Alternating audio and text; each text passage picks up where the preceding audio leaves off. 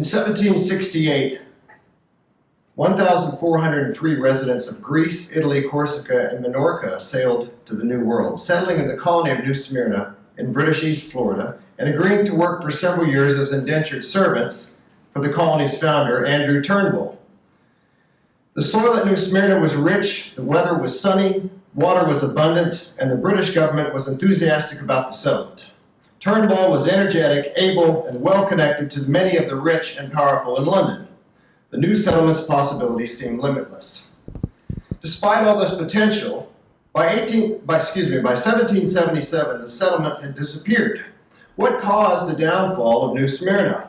In this essay, I will argue that although several factors combined to cause the colony's downfall, the most fundamental cause was mismanagement by Andrew Turnbull. I intend to prove this thesis through examination of primary material, including the personal correspondence of Turnbull and colonial Florida governors James Grant and Patrick Tonin, and secondary sources, including Carrot Doggett's Dr. Andrew Turnbull in the New Smyrna Colony of Florida, which was published in 1919, and E.P. Panagopoulos' book, New Smyrna, an 18th Century Greek Odyssey. The 18th century was a tumultuous period in European history. European nations fought each other in war after war, boundaries constantly changed, and entire states appeared and disappeared. During this time, the once great and powerful Ottoman Empire declined as its sultans lost control over their lands, while provincial governors grew in power and increasingly oppressed their non-Muslim subjects. In addition, the great powers of Europe constantly interfered in Ottoman affairs, often encouraging the Christian peasantry to rebel against their Ottoman rulers. One of the most active agitators was the Russian Tsarina Catherine, known as Catherine the Great. Catherine, throughout the 1760s, sent agents into the Balkans to stir up anti-Ottoman sentiments and to suggest that Russian help might soon be on the way. As a result, as J.A.R. Marriott has written, both Greeks and Slavs were led to believe that the day of their deliverance was at hand. Unfortunately for the Balkan peasants, no outside help was forthcoming, and the would-be rebels were left to fend for themselves. Inevitably, the Ottoman authorities learned of their subjects' rebellious intentions, and their rule soon grew even more harsh and oppressive. Life was very difficult for all Christian peoples under Ottoman rule, but few suffered more than the Greeks of the region of Mani. Mani consisted of a few hundred villages built high on rocky cliffs, where it hardly seemed possible that life could even exist. The population had been decimated through plague, family feuds, and constant armed struggle with the Turks. The residents of Mani, upon hearing the encouragement of the Tsarina's agents, began to hope like never before that a better life would soon be theirs. As Tsarina Catherine was beginning her program of promoting insurrection in the Balkans, the European powers were concluding the 7 Years' War, which, in addition to changing many European borders, resulted in the transfer of ownership of many of the European states' colonial possessions. One colony which changed hands was Florida, which Spain ceded to Great Britain under the terms of the 1763 Treaty of Paris. When the British took possession of Florida, most of the Spanish colonists relocated, resulting in a dearth of population. Naturally, the king and parliament wanted Florida to produce revenue, just as their other North American colonies did. But in order for this to happen, two things were needed. First, a large number of people was needed to cultivate the land, and a small number of enterprising and talented leaders to be found to oversee the many plantations that would be needed to produce cash and subsistence crops. One such leader was a wealthy Scottish-born doctor named Andrew Turnbull, a man of great industry who had powerful connections in London. In addition to practicing medicine, Turnbull served for many years as a British consul in the Ottoman city of Smyrna, home to a large Greek population, one of whom Turnbull married. During his tenure as consul, Turnbull had traveled widely through the Levant and had become impressed with the resilience of the Greek people and their ability to overcome hardship. When he heard of the British acquisition of Florida and the call for settlers, he decided to take his family there, abandoning his medical practice and beginning a new life as the proprietor of a colony. Turnbull believed that Greeks would be the perfect people to work the lands of the settlement. In 1766, Turnbull received a grant of 20,000 acres of Florida land from the Crown. Soon afterward, he and his family sailed for St. Augustine, the capital of the colony. Arriving in November, Turnbull settled his family in St. Augustine and soon began preparing his new settlement. The settlement, which Turnbull christened New Smyrna in honor of the city where his wife and first child were born, was to be located about 70 miles south of St. Augustine near Mosquito Inlet. There the weather was warm and sunny nearly all the year, and the soil was well suited for the growing of a variety of crops, including the valuable southern cash crop of indigo. I'll come back to that in a minute. But in order for the colony to be profitable, it would need workers. Thus, in January 1767, Turnbull departed New Smyrna for Europe, where he would enlist the Greeks whom he intended to settle in this new colony. Turnbull first sailed to London, where he spent several months obtaining financial backing for his settlement and arranging for a sufficient number of ships to transport his settlers. While there, he learned of the willingness of a large number of Italian farmers to emigrate to Florida. After some difficulty, Turnbull was able to transport 110 Italians to Minorca, where they would wait until he could pick up the remainder of his colonists in Greece. When he reached Greece, Turnbull visited Smyrna and several other ports in search of people willing to uproot their lives and sail with him to America. Everywhere he went, he encountered opposition from the Ottoman authorities. Finally, he reached the region of Mani, where he gathered the residents and, in the words of historian E.P. Panagopoulos, quote, "He talked about a sunny country with sandy coasts and orange groves, and a new life that everyone could start there, free from tyranny and oppression, where everyone could live in peace, have his own religion, and receive in time a piece of fertile land." The result was that many of the people of Mani decided to follow Dr. Turnbull. After paying a large bribe to local Turkish officials, Turnbull departed with a few hundred residents of Mani. After visiting a few other Greek ports and picking up a small number of people, Turnbull sailed for Minorca. Upon landing in Minorca, Turnbull gathered together the Greeks, the Italians, and a number of Corsicans of Greek descent whom he had previously recruited by an agent, and he prepared for the daunting transatlantic journey. During this time, a large number of Minorcans learned about Turnbull's plan to found a colony in the New World, and nearly 1,000 people begged him to take them. Turnbull had originally planned to bring only about 500 people to New Smyrna, but the pitiable condition of the poverty-stricken Minorcans, together with the British government's incentives to settle as much of the colony as possible, motivated Turnbull to allow the Minorcans to join the other soon-to-be colonists. This tripling of the size of the group of settlers required Turnbull to procure more ships, delaying the group's departure for the colony. While Turnbull and his soon-to-be colonists waited for their ships to arrive, the parties came to agreements as to their terms of service. Turnbull signed written contracts with many of the settlers, but with many others he made only oral agreements.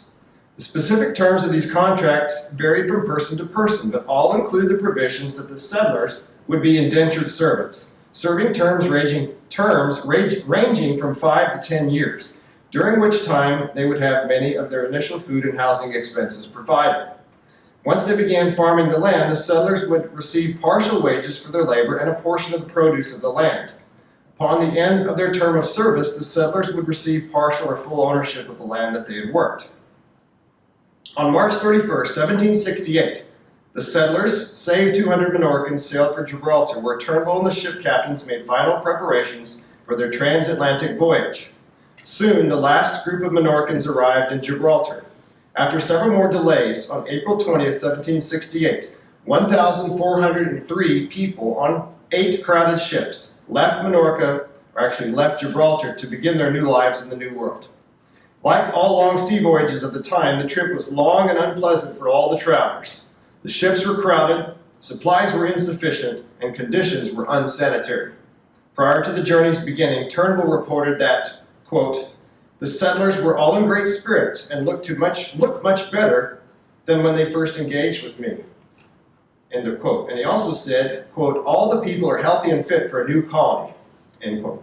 During the voyage, however, disease claimed the lives of 146 of the mostly young settlers. Those who survived arrived in the New World exhausted, hungry, and in many cases ill. The first 4 of the 8 ships arrived at St. Augustine on June 26th. The other 4 were blown off course and landed north of the Florida capital. By mid-July, however, all the colonists had arrived at New Smyrna. They found the site to be situated in beautiful country, but totally uncultivated and unprepared for their arrival. Florida's colonial governor, James Grant, had stockpiled 4 months' provisions and had built temporary living quarters for the future settlers. But he had done so under the assumption that only 500 people would be coming with Turnbull. To Grant's surprise, nearly 3 times that number arrived. As a result, the families were packed tightly together, and food was often scarce. The settlers immediately began the difficult task at hand, having, this is another quote, to clear the swampy land where alligators and cottonmouth moccasins were not rare, and to make out of it the indigo fields. In addition to this, the new arrivals had to quickly clear fields for their own corn and for other food crops, lest they face starvation in the coming winter.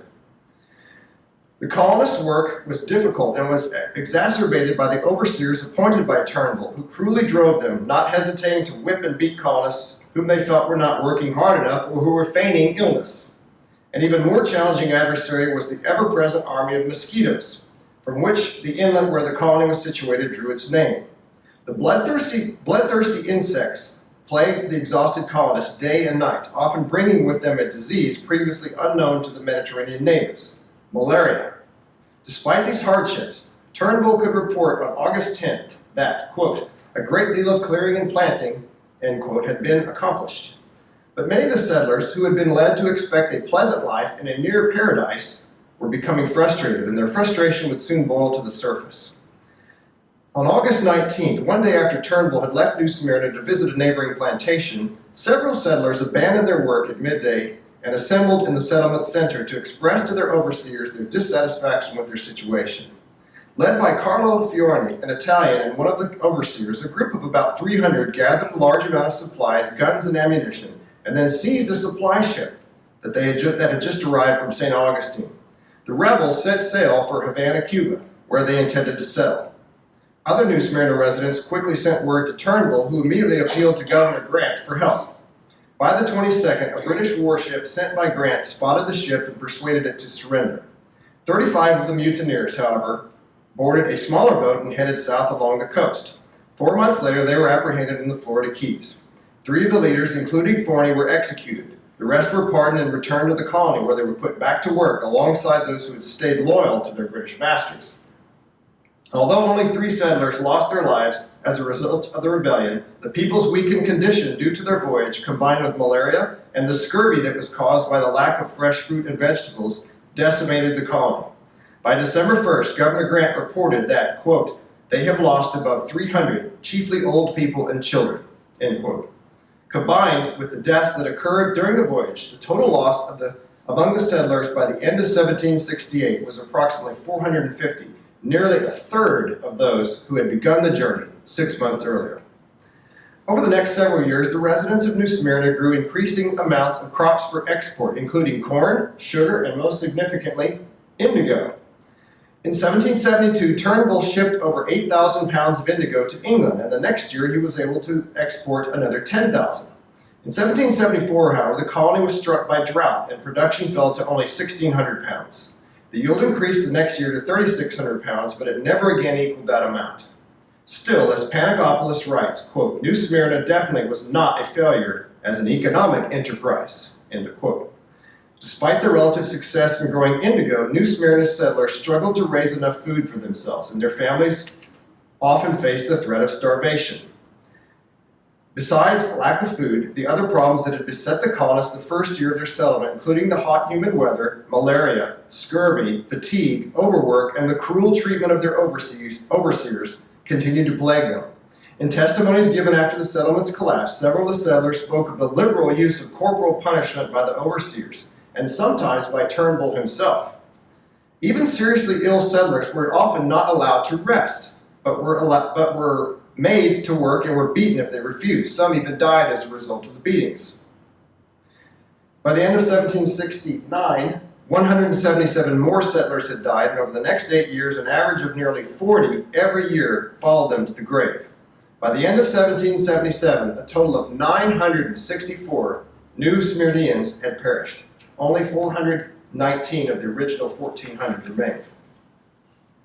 The settlers' lives were further worsened by Turnbull's failure to honor the contracts specifying their terms of service. When the 6 years that settler Giuseppa Marcato had agreed to serve had expired, Marcato went to Turnbull to request his release. Turnbull responded by throwing Marcato into solitary confinement. allowing him only grits and water for sustenance until Mercado signed an agreement to work 4 years longer. Other settlers who petitioned for release received similar treatment. Some were even whipped and or beaten. No fewer than 8 settlers later testified of being forced to extend their terms of service.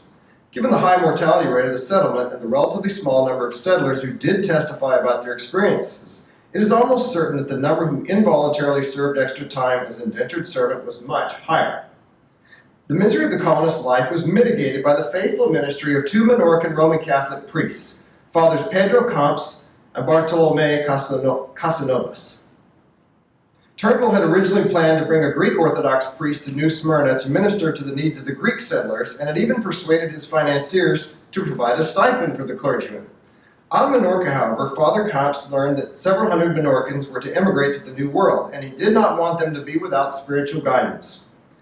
For 6 years, the 2 priests shared the harsh conditions of the new colony while marrying, burying, baptizing, administering the sacraments, and providing spiritual comfort to Catholic and Orthodox believers alike.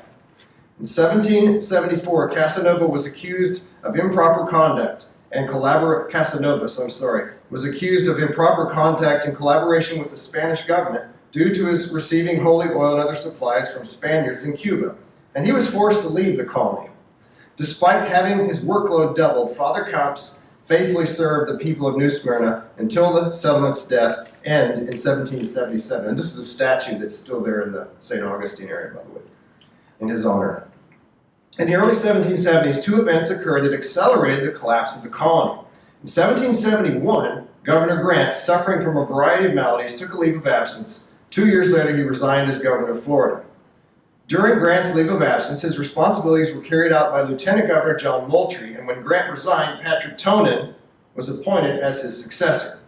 Grant had been a personal friend of Turnbull and eagerly supported the New Smyrna effort.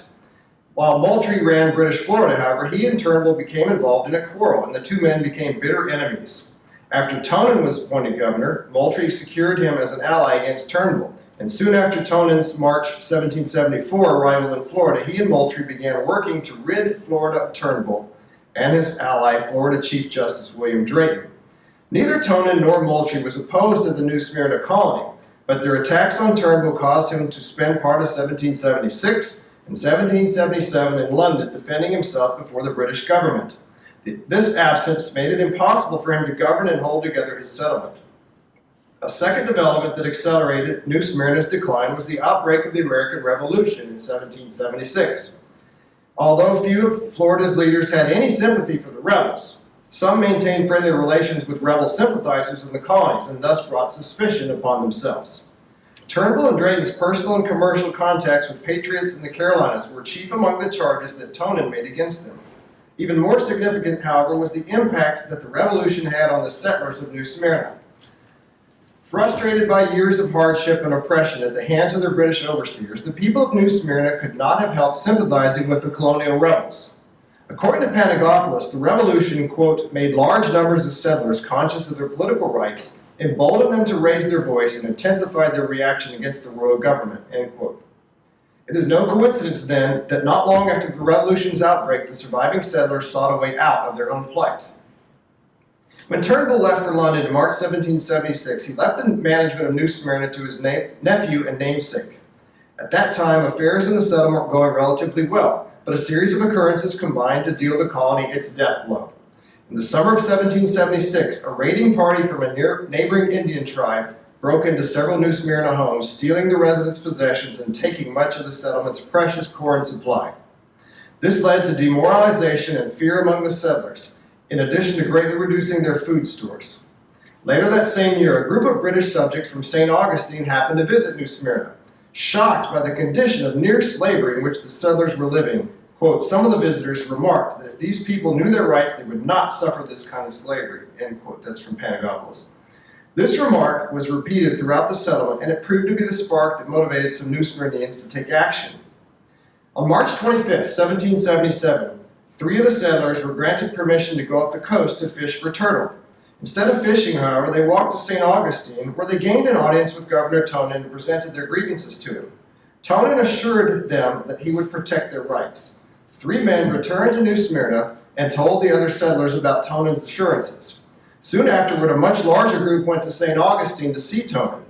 Many gave depositions in which they told of their cruel treatment at the hands of Turnbull and his overseers. Tonin sent the majority of the settlers back to New Smyrna to harvest that year's corn, but by July 17th, the governor ordered all the settlers to be released from their service to Turnbull. By the fall, all of them had relocated to St. Augustine to start new lives once again. Thus did the once promising settlement come to an end. Almost done.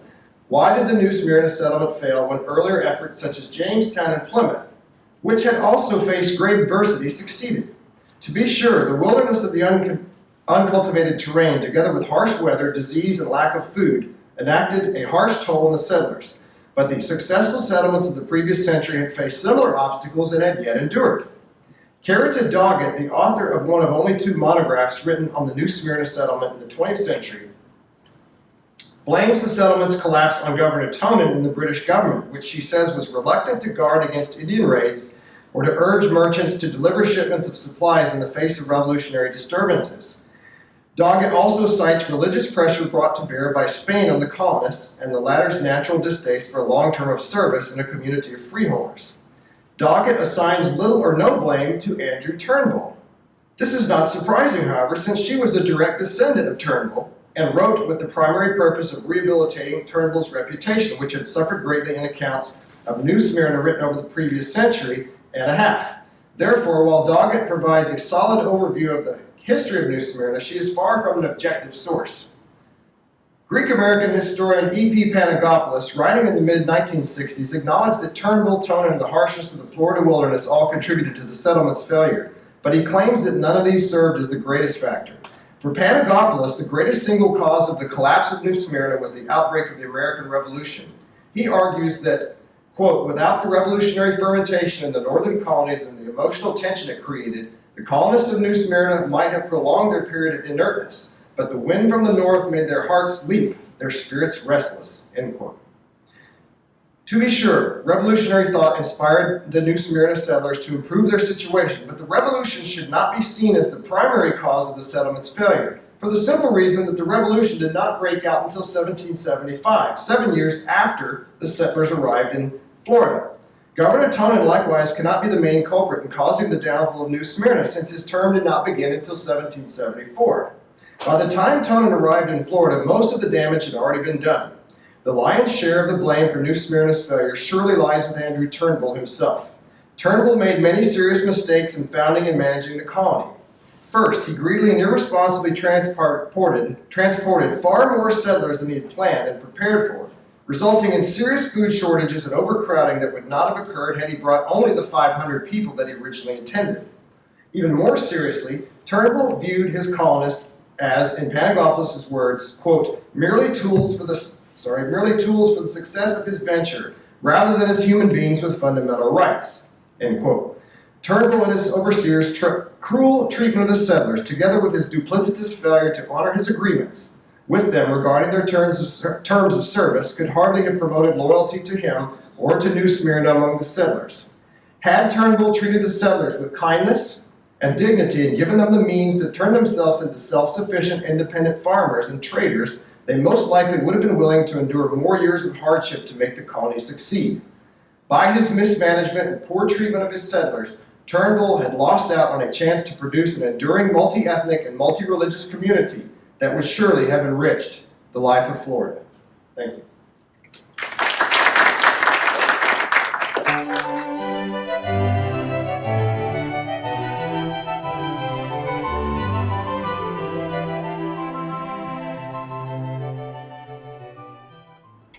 It often goes unappreciated that Peter Abelard's Historia Calamitatum is the first autobiography that appears in the medieval period since Augustine's Confessions.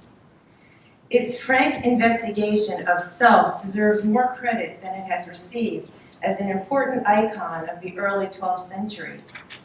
It recounts the tale of Abelard's rise to fame as a master of dialectic in Paris, and his love affair with his student Eloise, a young woman celebrated for her mastery of languages and literature. I feel like I'm going to come around this way a little bit. I don't want to put up my... Okay. Eloise's uncle, the canon Fulbert, discovered the affair that had been taking place under his nose during their tutoring sessions and avenged the stain on his family honor by having Abelard castrated. After telling this story so graphically that it is almost humorous, Abelard describes his decision to take monastic vows and to force Eloise, now his wife with a baby son, to do the same. It is important to keep in mind that Abelard states clearly in his autobiography that he took monastic vows not from religious conviction, but out of shame. His text dismisses Eloise as the girl he had seduced and refers to their passionate affair as an unfortunate interlude from which he has entirely recovered. This autobiography, in the form of a letter to a friend, falls into Eloise's hands by mistake, though some scholars think it was partly destined for her eyes. Jan Zolkowski has pointed out that letter exchanges between famous people like these, however personal, were accessible to the reading public at large during this period of the early 12th century. Clearly, Abelard's autobiography was designed to reinstate his honor in the community of scholars. He had a massive following of pupils who had come from throughout Europe to Paris to learn from Abelard, the famous master of rhetoric. Both his adoring students and the authorities of Paris were aware of this text. He was engaged in constructing the identity that would allow him to continue his work as a scholar and overcome the scandal of this affair. Given the climate of Gregorian reform, the resuscitation of his reputation hinged on an unequivocal renunciation of the importance of Eloise to him, especially their married status, which had piqued the interest of his followers. Thanks to Pope Gregory VII's mandate of about 5 decades earlier, the masters in the schools of Paris could not marry and keep their positions. This is one reason why Abelard had packed the brilliant Eloise off to a convent against her will. Her response to his repudiation of their love and marriage and her plea that he return to her begins a fascinating exchange between these two superstars of the age. It represents a riveting example of the violent impact on real people exacted by the expectation that all clerics, academics included, remain celibate. If his goal was to reinstate himself in the intellectual community of Paris, we need to look closely at his strategy to repair his reputation. Ambitious for fame above all else, Abelard, even unmanned, would work very hard to keep from falling into oblivion. By way of strategy, a close reading of his autobiography uncovers a weird transformation in his character that unfolds within the text. He begins by painting an image of himself, by now familiar to his contemporaries, as a charismatic jester, brave challenger of authority, and courtly lover of women. By the end of the text, however, his language changes drastically. Suddenly, he is speaking an idiom of piety and repentance in the style of St. Jerome. He compares himself to the saint and quotes him copiously. Jerome, like Abelard, also suffered the criticism of his contemporaries. But another crucial aspect of Jerome is that he embodies a certain type of asexual, nay, anti-sexual, yet virile scholar, and is thus a perfect mentor for Abelard. Abelard carries attachment to a mentor to such an extreme that one wonders who is speaking. It is not just a comparison or two, but a quite remarkable merging of personalities. This is the strategy he adopts to take on the voice of authority, restore his reputation, and avoid the need to console the grieving Eloise. In his letters addressed to Eloise, he uses a voice that is chilling by what it aims to do, but also by the fact that Abelard, as she knew him, is entirely absent. She seems to feel that by writing, she can coax back the old Abelard she loves. I take issue with the strong grain of scholarship that has seen Abelard as a defender of women.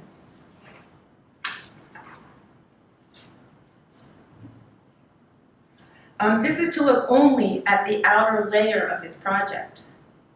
A deeper look reveals a disturbing inauthenticity towards Eloise that extends into his published works on female monasticism. In his correspondence with Eloise, Abelard performs an almost ritualized rhetorical murder of her passion for him, thus of herself, which she sees as resolutely secular. Exactly how he does this is what I wish to explore. For his age, Abelard's thinking was surprisingly modern. Centuries ahead of the rest, he was a humanist who advocated open and brave skepticism. His courage to challenge the voice of authority meant that he was idolized by hundreds of international students. Today, what I want to emphasize is that for such a figure, to put the machine in reverse by actively promoting an ancient conception of women as either virgin or temptress, a la Jerome, was to turn the clock back 7 centuries. He was in a position to shift discourses. This action amounted to a seismic shift from everything else that characterized him as a scholar. It is possible Abelard had ceased to love Eloise, though his extensive work designed to help her continue as abbess would suggest otherwise. In her response to his dismissal of her, she writes, "I was not a little surprised and troubled by your forgetfulness, when neither reverence for God, nor our mutual love, nor the example of the Holy Fathers made you think of trying to comfort me, wavering and exhausted as I was by prolonged grief, either by word when I was with you or by letter when we parted." She agrees that her prediction had come true and that she had destroyed herself at his command. "I did more, strange to say. My love rose to such heights of madness that it robbed itself of what it most desired, beyond hope of recovery, when immediately at your bidding I changed my clothing along with my mind, in order to prove you the sole possessor of my body and my will alike." She states plainly that she was never meant to take vows, and asks him to restore his presence to her following a separation of 15 years, even if only in writing. She would soon make the chilling discovery that she was writing not to Abelard, but to his new persona, remade in the figure of Jerome. Several letters follow in which Abelard tells her the monks at the abbey in Brittany, where he is now abbot, want to kill him, notably for his staunch refusal to allow married monks. With its Celtic heritage, Brittany held out longer than most in resisting the call for clerical celibacy. He simply asks her and her nuns to pray for him. In one of the letters, she confides that she still desires him physically and is uncomfortable with her position as abbess for this reason. She closes another letter with the words, "And so, in the name of that God to whom you have dedicated yourself, I beg you to restore your presence to me in the way you can, by writing me some word of comfort, so that in this, at least, I may find increased strength and readiness to serve God." So this is how he answers. She said, "Please come back to me." And he says, "Surely I must address as my lady her who is the bride of my Lord. It was a fortunate trading of your married state, as you were previously the wife of a poor mortal, and now you are raised to the bed of the high king. So you should not be surprised if I commend myself, in life as in death, to the prayers of your community, seeing that in common law it is accepted that wives are better able than their households to intercede with their husbands, being ladies rather than servants."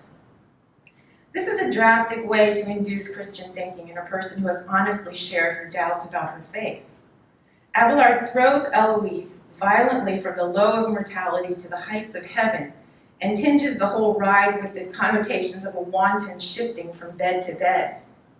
There is nothing gentle or generous about these images. He continues, "For your outer garb of coarse black clothing, like the mourning worn by good widows who weep for the dead husbands they had loved, shows you to be, in the words of the apostle, truly widowed and desolate, and such as the church should be charged to support. Eloise just wants her husband back. Given the fact that he firmly refuses this request, any mention of husbands or wives or marriage in contexts other than their own marriage carries overtones of mockery. It is cynical on Abelard's part to refer to Eloise as a widow. The truth is just too plain. Eloise's husband is not dead, she is not a widow, and there is grave doubt in her mind as to whether she should be dressed in black at all. Mockery itself is a rhetorical move to blot out an identity Eloise has expressed, one he cannot accept. In answer to scholars who argue that Abelard sought to console her by painting a picture of a better marriage, better love, and even physical closeness, I respond that clearly the semantic register of this letter is far from one of consolation. Extreme ascetics may report this sense of being held close by a spouse, yet this is hardly the way to elicit incipient religious feeling.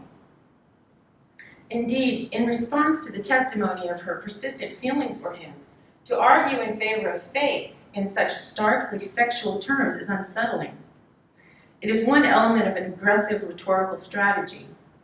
Abelard has willed that there will be no further talk of her longing for him or of possible configurations for a continued marriage between them.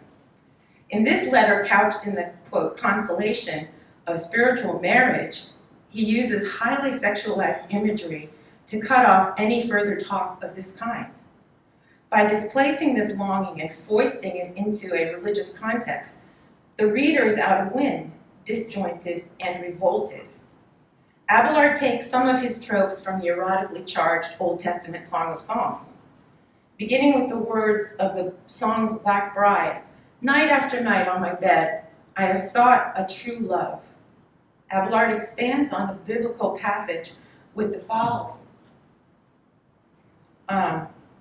Such a wife desires private, not public delights with her husband, and would rather be experienced in bed than seen at table. Moreover, it often happens that the flesh of black women is all the softer to touch, though it is less attractive to look at, and for this reason the pleasure they give is greater and more suitable for private than for public gratification. Their husbands take them into a bedroom to enjoy them rather than parade them in public. Abelard expands the biblical text with lewd images of sexual preferences of husbands in general. Jerome rewrote Origen's comment on the Song of Songs, so this is clearly the source, but Abelard blows up to fantastic proportions the sensuality of the biblical text with his own elaborations in a way that seems particularly designed to taunt, as he parades before her memories of past pleasures that he intends to systematically eradicate. Abelard then moves to a more contemplative mode, and the reader is almost lulled into believing in a righteous will to promote piety. But the unsettling tugging back into sensual registers happens once again when Abelard adds, "But you who have been led by the King of Heaven himself into his chamber and rest in his embrace, and with the door always shut, are wholly given up to him and more intimately joined to him." This cannot honestly be an assessment of Eloise's current state. Add to this the suggestion that Abelard sees himself as a kind of voyeur waiting outside the bedroom door for her prayers, enhanced by her wifely proximity to the king. "So much the more confidence," this is another quote, "so much the more confidence then have I in the purity and effectiveness of your prayers, and the more urgently I demand your help." Like in the first letter, his thoughts go winging back to himself. As a denouement to this kind of cynical aggression, Abelard adds another bar. Quote, "And I believe these prayers are offered devoutly on my behalf because we are bound together in such great mutual love." After he has talked at length about the benefits of her spiritual marriage, he mockingly dovetails around to refer blandly to the topic she had asked him to examine in the first place, their mutual love. Taking its presence for granted, when the fundamental question is whether it even exists. Previous to this letter, Eloise had written several passionate letters trying to pull Abelard back to her. Unsurprisingly, after this letter from Abelard, Eloise never writes again of her love for him. Her devotion to him, however, allows her a brief and distant intellectual exchange on the subject of female monasticism. At her request, he creates enormous reams of liturgy, rules, and music for Eloise's convent, most of which she ignores. We must remember that what we can witness is only what remains of their correspondence.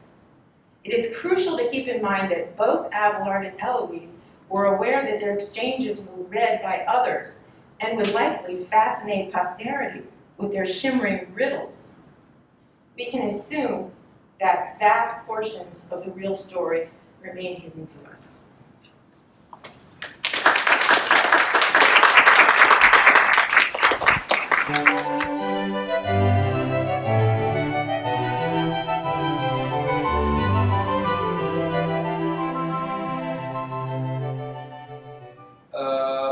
First, to be clear, my field of interest is indeed the military history of early modern Europe. During my preliminary stages of research, while looking for primary sources, I encountered a surprising gem. יוסף ha-Kohen's ספר דברי הימים למלכי צרפת ובית עות'מאן התוגר, in Hebrew, or awkwardly in English, the history of the kings of France and the Ottoman Turks. A descendant of a family of Megorashim, expelled, or Jews who were expelled from Spain in 1492, Yosef ha-Kohen was born in Avignon, France, in 1496, and following his family settled in Genoa, became a rabbi, historian, and at times even a doctor. This moderate work of about 300 pages, first published in 1554 in Italy and considered highly uncharacteristic of medieval and early modern Jewish intellectual production, provides a generally secular narrative of the main conflicts and political upheavals of France, the Ottomans, and the Holy Roman Empire during Yosef ha-Kohen's time. The work is written in biblically styled Hebrew and employs a myriad of quotes and passages from the Tanakh, or the Old Testament. Yosef ha-Kohen seems to have attempted to write a historical work which was, to some extent, influenced by the still prevalent humanist historiographical methods of his time.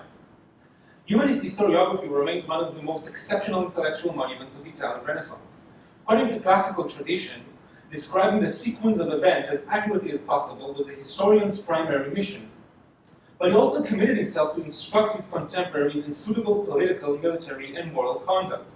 Elaborate speeches, detailed battle scenes, and analysis of political and diplomatic affairs were only the most conspicuous elements that humanist historians employed to convey both the facts and the moral and political lessons drawn from the actions of exemplary polities and individuals. The contents and objectives of humanist histories were a clear reflection of a culture that, to use the words of Pico della Mirandola, quote, set man at the center of the world, unquote, and perceived him, man, as an active actor that fashioned his world using politics and war. The literally handful of Jewish writers who were truly influenced by humanist methods of writing history did so with a varying degree of intellectual fervor, and the extent of the effect that humanist historiography had on Jewish culture in Italy remains debatable. While some scholars consider Jewish Renaissance historiography to be essentially similar to that of humanist historiography, scholars in recent decades perceive it as either the continuation and eventual decline of medieval Jewish writing, or as a direct and inseparable cultural response to the crisis that followed the expulsion of the Jews from Spain. The eschatological undertones and the ubiquitous presence of divine intervention, combined with the fact that the Jews were perceived themselves as passive protagonists in the flow of secular political history, made the few works which could be cautiously qualified as historical in a humanist sense seem detached from the copious literary production of humanists in Italy in particular and throughout Europe in general. Although in Divrei Hayamim, Yosef ha-Kohen generally deals with the typical themes that humanist historians wrote about, it seems that the influence of humanist historiography was mainly superficial, and that the work's intellectual foundations did not radically diverge from traditional medieval writing, namely the general chronicling of events and the subjection of human affairs and actions to divine will. Although unique and perhaps even a radical attempt, Yosef ha-Kohen's historical narrative did not convey the fundamental humanist cultural ideals. But the influence of humanist ideals seemed less superficial when the chronicle of Divrei Hayamim is analyzed from the perspective of military history. Although relatively modest in both scope and length, compared to the comprehensive writings of his Italian contemporaries, such as Francesco Guicciardini's Storia d'Italia and Paolo Giovio's Historia sui temporis, large portions of Divrei Hayamim were dedicated to descriptions of crucial battles, sieges, and campaigns, mainly from the first half of the 16th century. The descriptions of the famous pitched battles of the Italian wars, largely from 1494 to 1559, many of which directly affected the geopolitical and socio-economic reality of Yosef ha-Kohen and his contemporaries, are relatively vivid, pinpointing many of the details that interested contemporary humanist writers, such as number of combatants, tactical maneuvers, military technology, and extraordinary feats. It seems that, for the very least, Yosef ha-Kohen clearly perceived the significance of military history and seems to have taken actual and deep interest in matters pertaining to war, much like his humanist contemporaries. At a first glance, it seems that the cultural gap that separated Yosef ha-Kohen from his contemporary Italian historians was so wide that any comparison might be altogether inappropriate. Many Italian humanists were deeply immersed in the culture of civic humanism that spread throughout Italy in the 14th and 15th centuries, and many, from Leonardo Bruni to Guicciardini and Giovio, had some political or even military experience. Yosef ha-Kohen was far less involved in the politics of his time than both Giovio and Guicciardini, but he was nonetheless familiar with the main occurrences in and around Italy and took a direct part in the raising of funds to free the thousands of Jews who were taken as prisoners during the conflicts in the Mediterranean.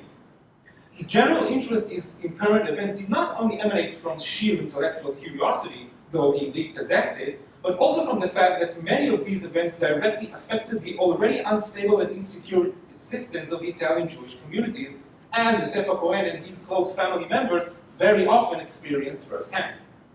His intellectual interest in the secular works of Italian historians is nevertheless evident in his writings, and much of his descriptions of the history of the Ottoman Empire, for example, are obviously inspired by the works of Giovio and Andrea Cambini.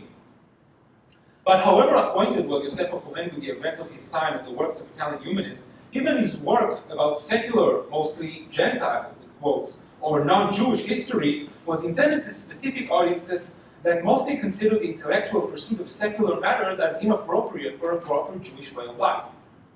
Therefore, to make his narrative as appropriate as possible for both himself and his potential readers, Yosef ha-Kohen seems to have made an effort to incorporate countless references to biblical passages and to divine intervention that were most likely obvious to any contemporary Jewish intellectual, but altogether inappropriate to humanist readers.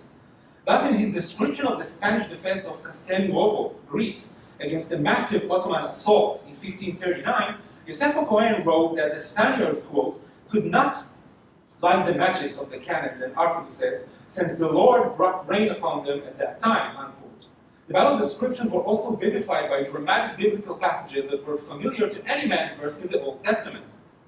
Describing the carts employed by the Spanish infantry in the Battle of Ravenna in 1512, Yosef ha-Kohen wrote that they, quote, carried themselves wherever their spirit was about to go, and they would go in that direction, unquote, employing Ezekiel's description of the divine chariot that conveyed God's message to him.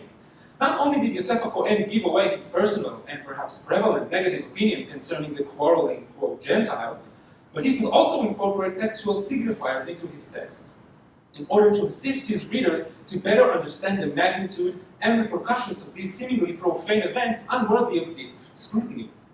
Although any general reading of Yosef ha-Kohen's battle description indeed only strengthened the impression that whatever humanist influence on his work were merely superficial, an attempt to analyze his narrative of the battles reveals some of the main characteristics that interested his contemporaries in general, and Guicciardini and Giovio, for example, in particular.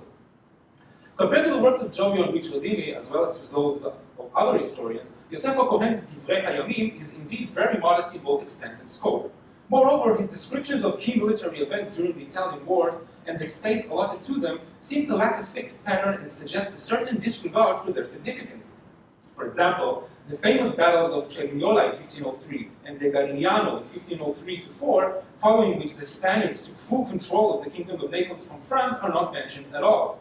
But Yosef ha-Kohen could not ignore the bloodiest and most significant battles of his time, namely those at Ravenna in April 1512, Pavia in February 1525, and Ceresole in April 1544.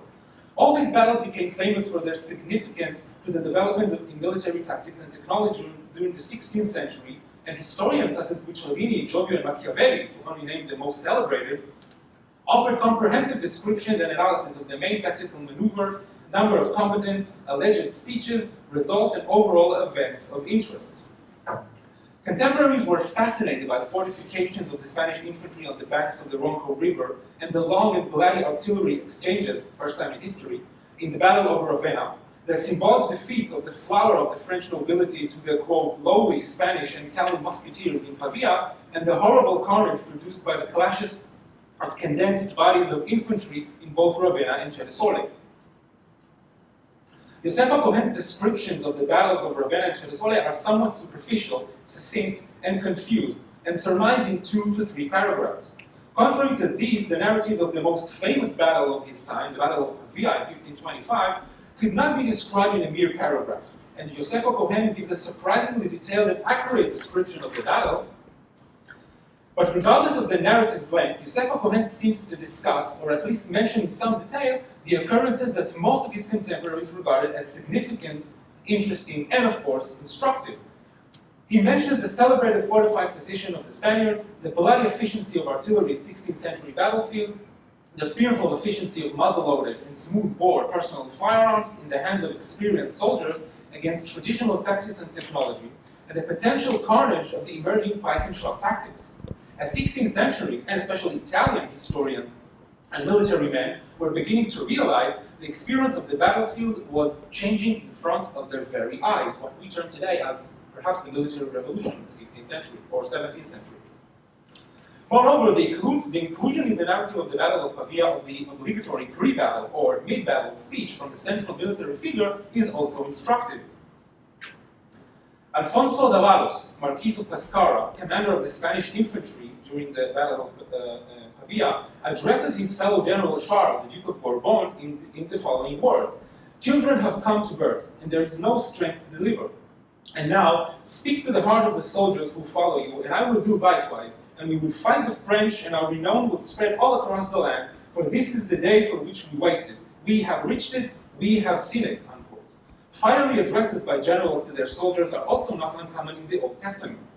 Nevertheless, in most battle narratives of the Old Testament, it was God himself who spoke to his representative, who provided the troops with God's message concerning the actions that should be taken before and during the battle.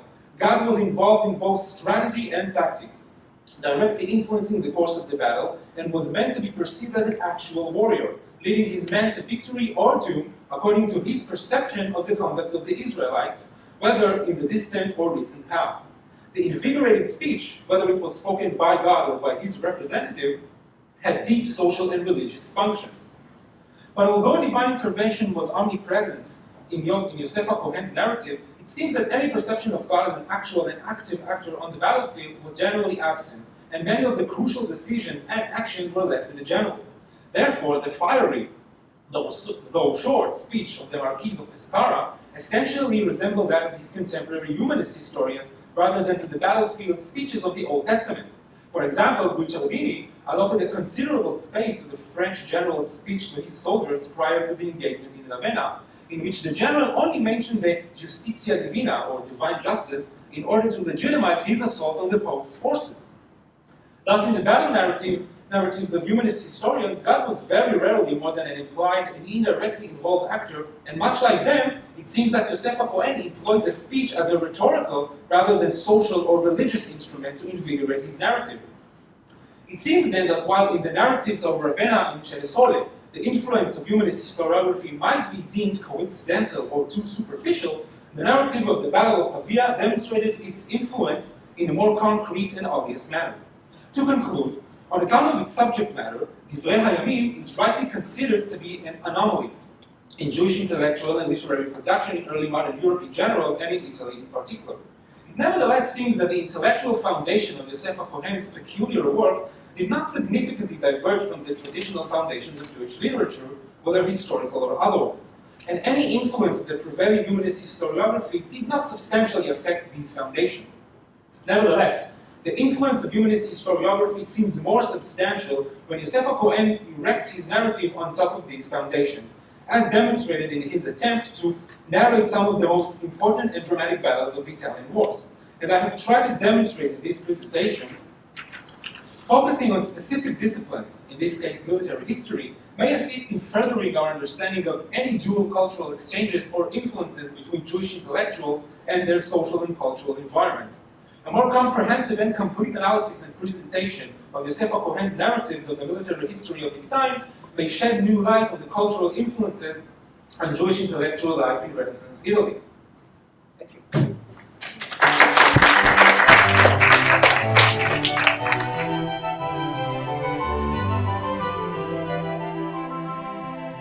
About 15 minutes for questions, comments, criticisms, insults. Anybody care to begin? I have a question for Dr. Lungociu. I'm not a doctor.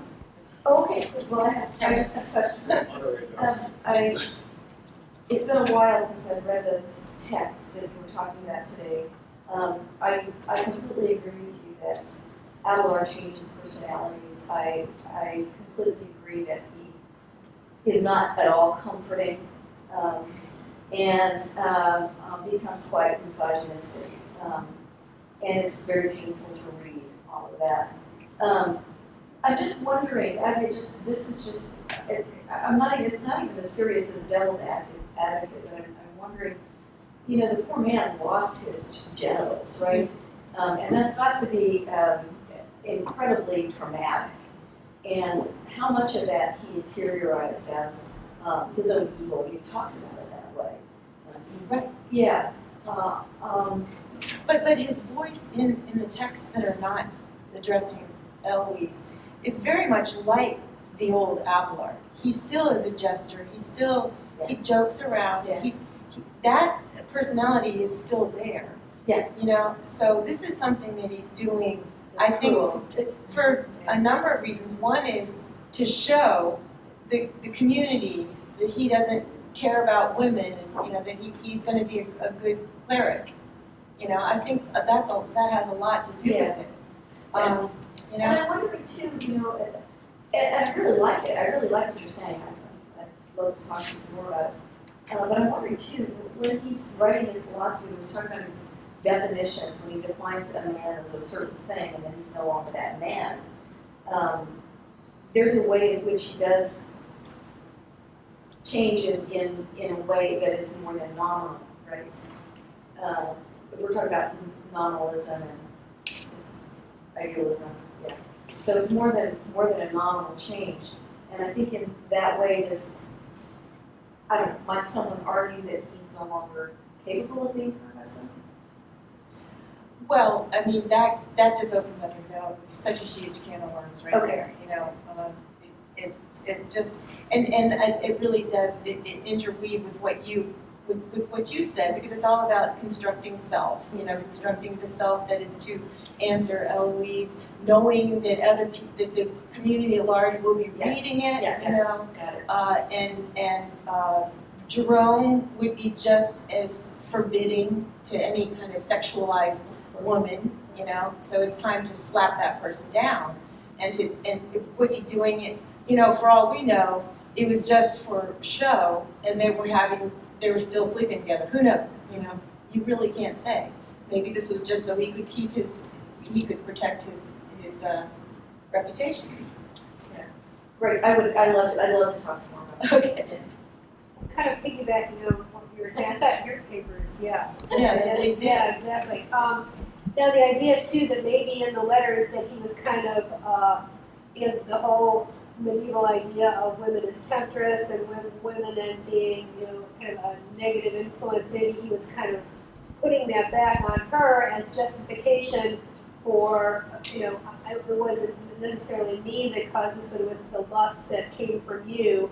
caused me to be in the position that I'm in now. That's definitely part of it. Yeah, coming back and putting that kind of, that grief back on her. Yeah. But he keeps saying, don't you realize that this is best for us?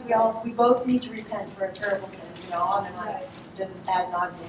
And that public kind of venue too. It's like, see, I'm saying what I should be saying to her, and kind of, making Yeah, but also the big thrust of it is that whereas he was such a new voice of humanism, he could have changed the thinking of people coming from all over Europe, but then he just pushes it in reverse. Right. Pushes everything centuries in reverse. Well, he lost some testosterone. Yeah, well, apparently you can still, I did some research on this, and my husband said, don't talk about that. No, but you can still function, you can, you can.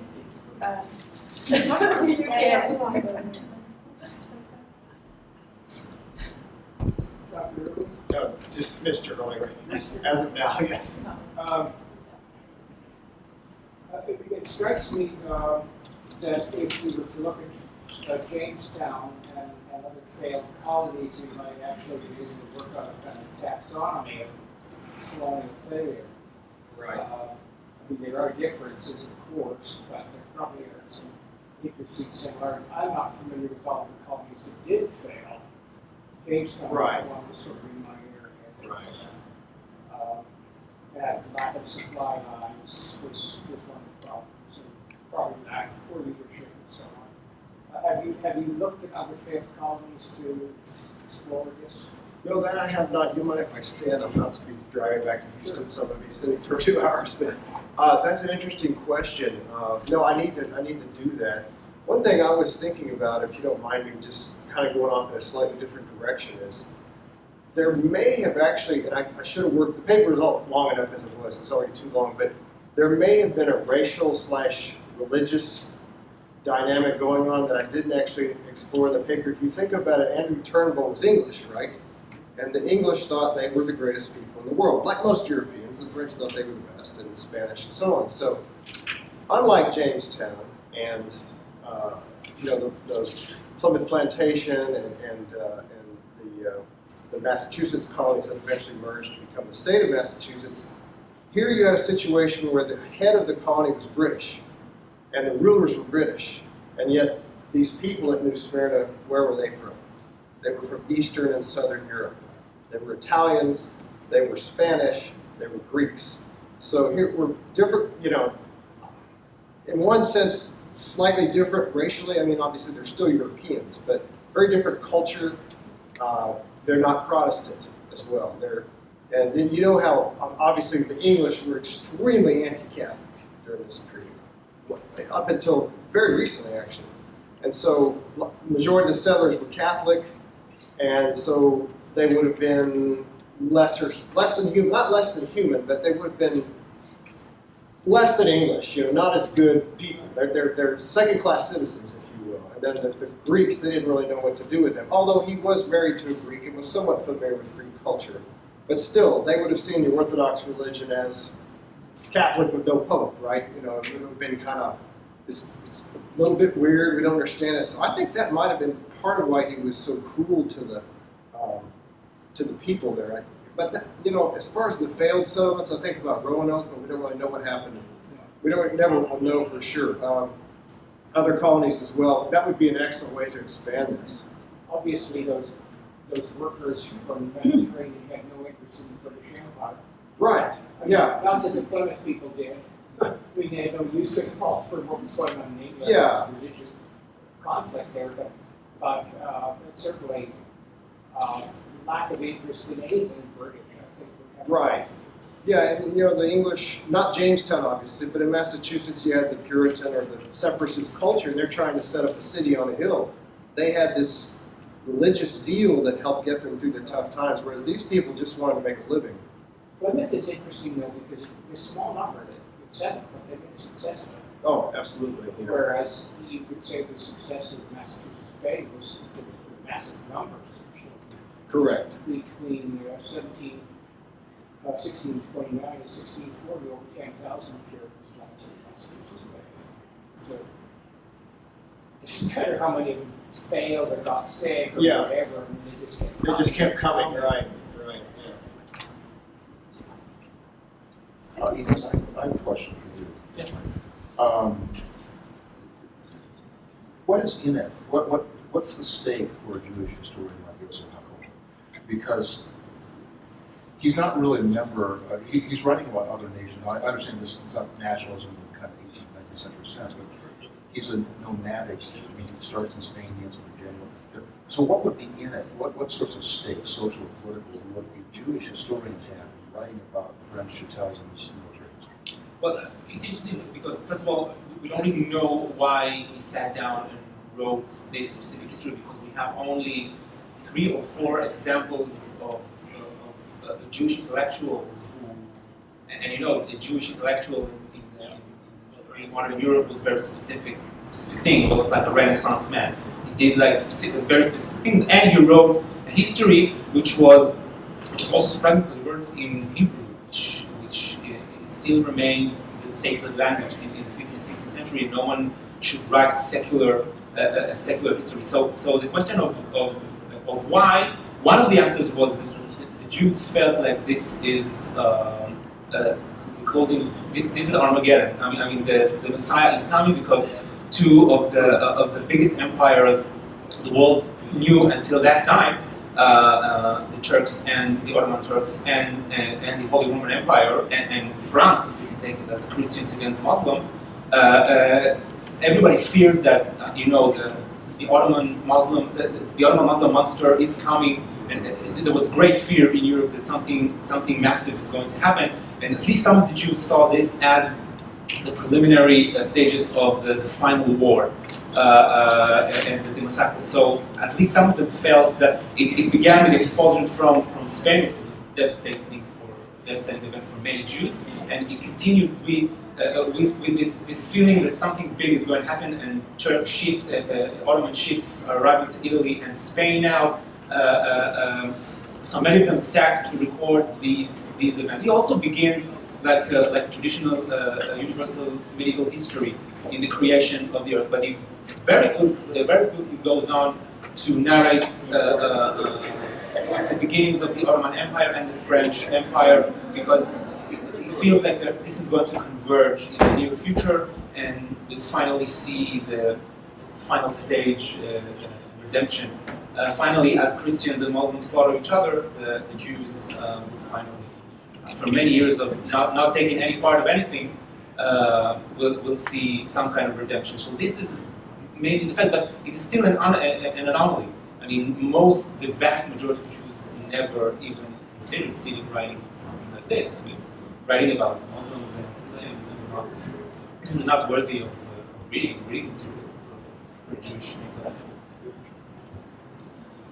Are there any other questions? If not, let's give a round of applause for